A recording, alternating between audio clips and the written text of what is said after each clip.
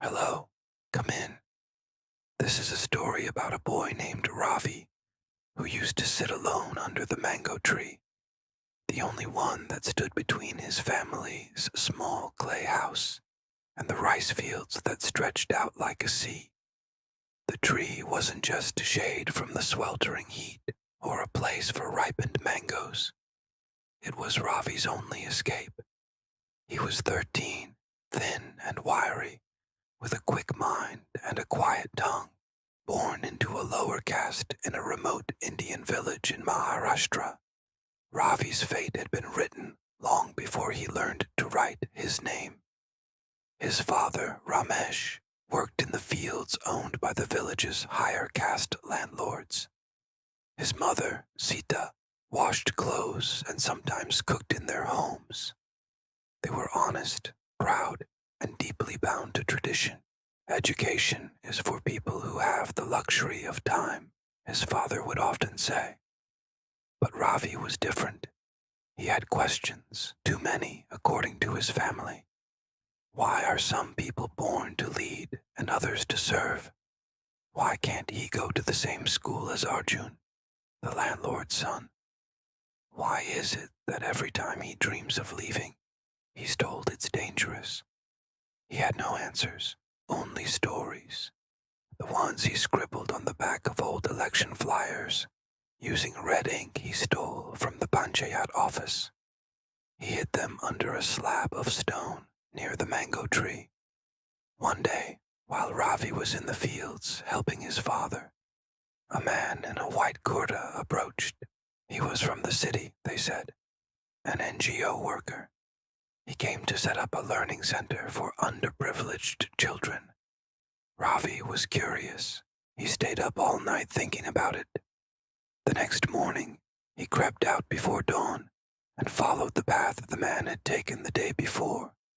The center was nothing more than a tin roof shack with old desks and a blackboard.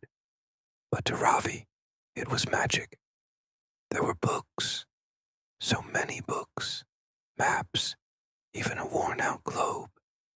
And the man, Mr. Das, spoke to him like he mattered. "Do you want to learn?" he asked. Ravi nodded so fast his neck hurt.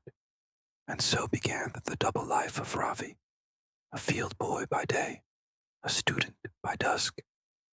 Weeks turned into months. He hid his books in the haystack, practiced math equations on his arms with charcoal, whispered English words under his breath while planting paddy. But secrets have short lives in small villages. It was Arjun who discovered him. Ravi had left a notebook behind in the banyan tree they both liked to climb. Arjun brought it home and showed his father. The next morning, Ravi's family was summoned. "You think you're better than us now," the landlord spat. "You think learning will change who you are." Ravi's father didn't look at him. His mother cried quietly into her sari. That night, Ravi didn't sleep under the mango tree. He stayed inside. His father didn't speak to him for days. But the village had changed too. Some kids began asking their parents if they could go to the center. Some mothers quietly dropped by to ask Mr. Das about reading. It was then that Ravi knew something had shifted. Still, his family was torn. His father believed tradition was the only thing that had kept them alive. His mother was proud, but afraid. And Ravi, he had a storm in his chest. The final blow came during the annual caste festival. Ravi, for the first time, refused to help his father clean the temple. "Why should we clean what we're not even allowed to enter?" he said. His father slapped him across the face. The next morning, Ravi was gone. Just like that. No note, no trace. Only the wind rustling through the mango leaves. For weeks, the village whispered. Some said he had gone to the city with Mr. Das. Others believed he ran away to live as a monk. His parents stopped talking altogether. His mother placed a mango at the base of the tree every morning. Years passed, Then one day, during the monsoon, a black car rolled into the village. Out stepped a man in a shirt and trousers, a leather bag slung over his shoulder. He had a beard now, and glasses. No one recognized him at first. He walked to the mango tree, looked up at it, and smiled.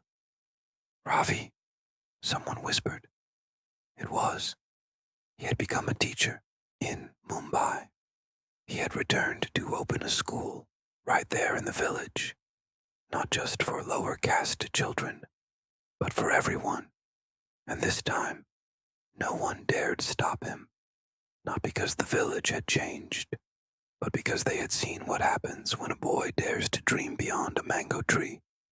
Still, not everyone forgave him.